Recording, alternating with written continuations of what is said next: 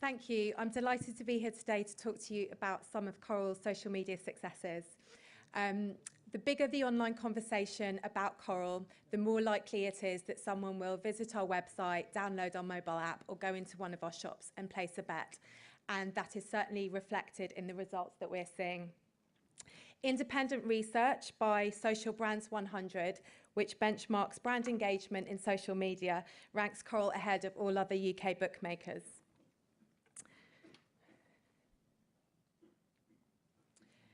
At the moment, we're mostly active on Facebook and Twitter.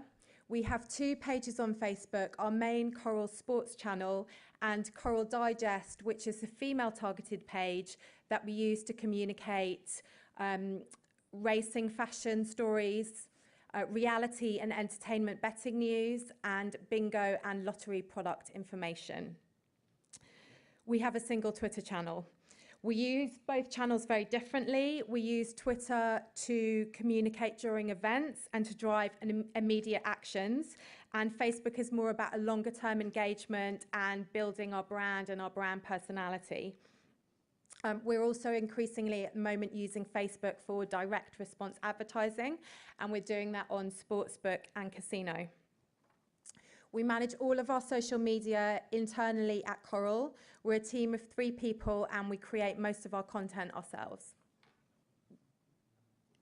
In terms of measurements, there are many different metrics that we use to measure our success, and many of the metrics are going to be activity specific. Organic interactions is probably the most universal measurement that we'll use. And by an organic interaction, I would be referring to a like, comment, or share on Facebook, a retweet on Twitter, or a view on YouTube.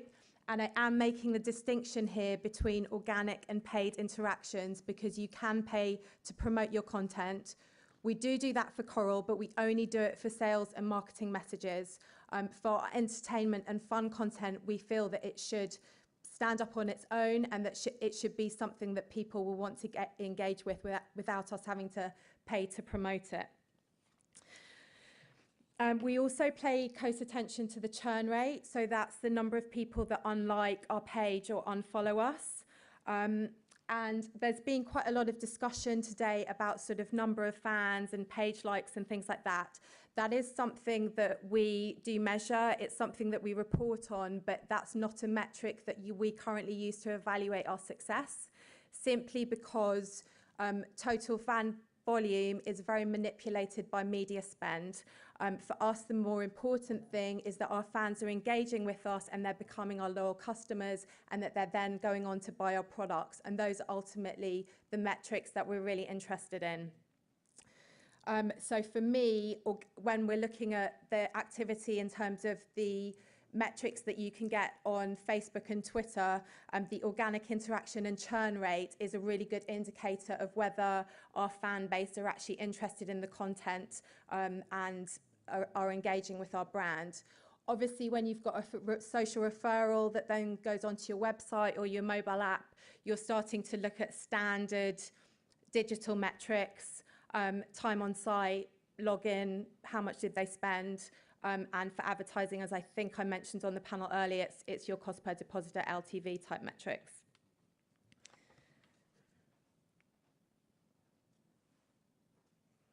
Social network users, by their nature, want to interact. It's an informal environment and people don't like it if they feel that they're being marketed to.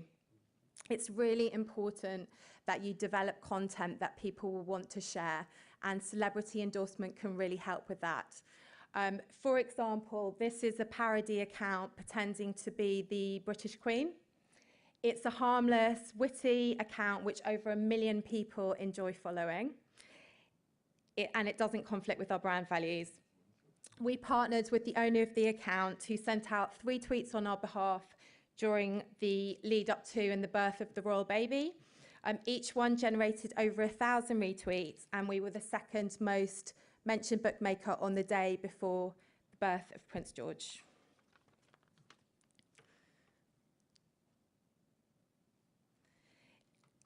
Involving social fans in offline experiences, either directly by giving them tickets to many of the events that we sponsor, or indirectly by providing behind the scenes type content that they can't get elsewhere, is another great way that we can drive positive conversation about our brand in the social space.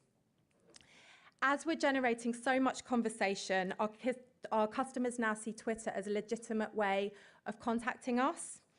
We have fully integrated customer services into our social channels. The customer services team have direct access. They deal with all queries that come through, and we try to take them into a private message. Twitter has become a fresh new way for customers to make contact with us, and we see that as really exciting. As we've already heard from another number of the speakers today, 60% of Twitter conversations are about things that are happening on TV. We've also heard about second or dual screening, and this is something that Coral are really tapping into. Essentially, people are starting to watch TV in a very different way. They're commenting on their mobile phone on Twitter about what they're watching. It's happening in soaps, politics, news, and most importantly, sport. It's an exciting frontier for marketers to tap into, and this is as demonstrated by the Oreo cookie example.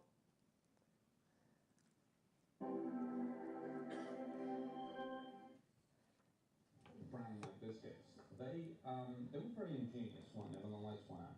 Yeah, they were. I mean, this is the first time in the Super Bowl. Their ad was pretty funny about library and a bullhorn. The cops come in, bullhorn, he whispers because we're in a library. But once the lights went out in 35 minutes, they put an ad that on Twitter that just said, you know, you can dunk in the dark. And they had a glass of milk and an Oreo cookie, and you can, and you know, the point was, and they got out relatively quickly.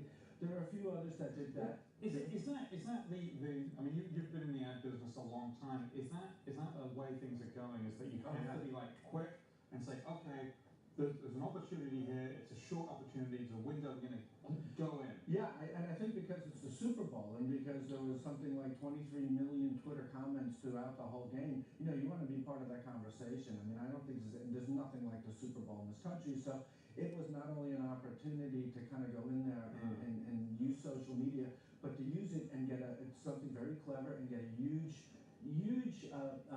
push or feedback from viewers of the game. This is exactly what we did for Win a Million.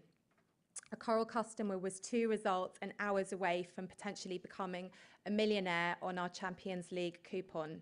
We knew that this was going to be a huge opportunity because the Champions League would be trending on Twitter that evening, but we had to act quickly and turn a campaign around in a matter of hours.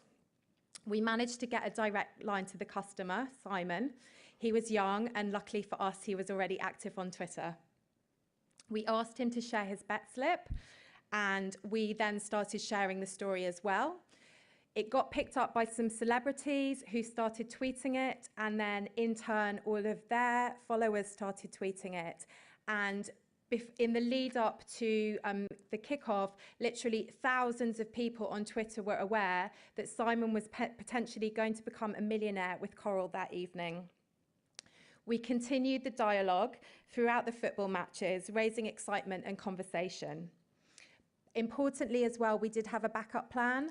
So Simon didn't actually win the £1 million, but we had already agreed that we would offer him some sort of consolation, which in this case was to send him to Barcelona with a friend for the second leg. It was really important that we did that because it avoided any negative sentiment about the bookie always winning or those sorts of things that can happen in the space. And when you're marketing in real time, you have to make sure that you have a backup plan or that you've prepared yourself for possible negative sentiment or other contingencies.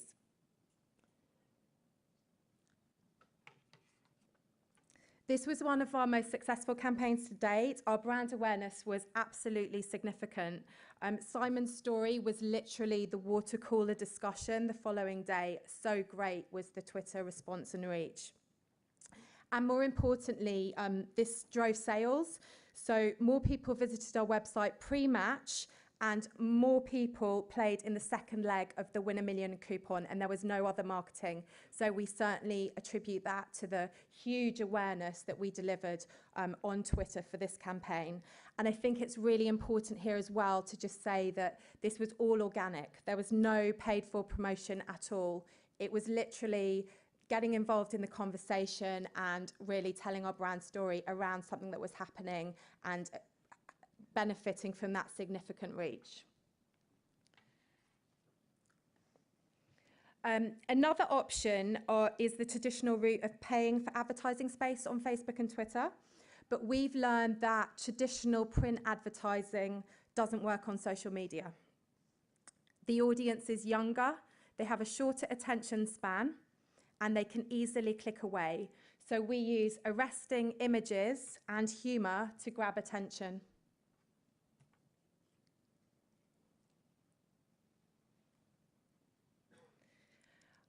Ultimately, as with all successful marketing, the customer should be at the heart of everything that you do. Remember, they're online because they want to be there, and they'll engage with you if you have something relevant, interesting, or even funny to say. It's important to remember that it's an informal environment and that people don't like it if you push out too many sales messages. When it comes to social media, the most important thing is that your fans are engaging with your brand and as a result become your loyal customers. So just to summarize for some of the key learnings that we found have really helped us. We tell our brand story through conversations that are already taking place. We don't try to create or start a new conversation. We create content that people will want to share. We adjust our creative and tone of voice to fit the channel, and we test and learn. It's okay to make mistakes. The great thing about social media is that it's happening so quickly that you will get your data and your results, and you'll be able to action almost immediately and change your strategy accordingly. So don't be afraid to try different things and see what works for you. Thank you.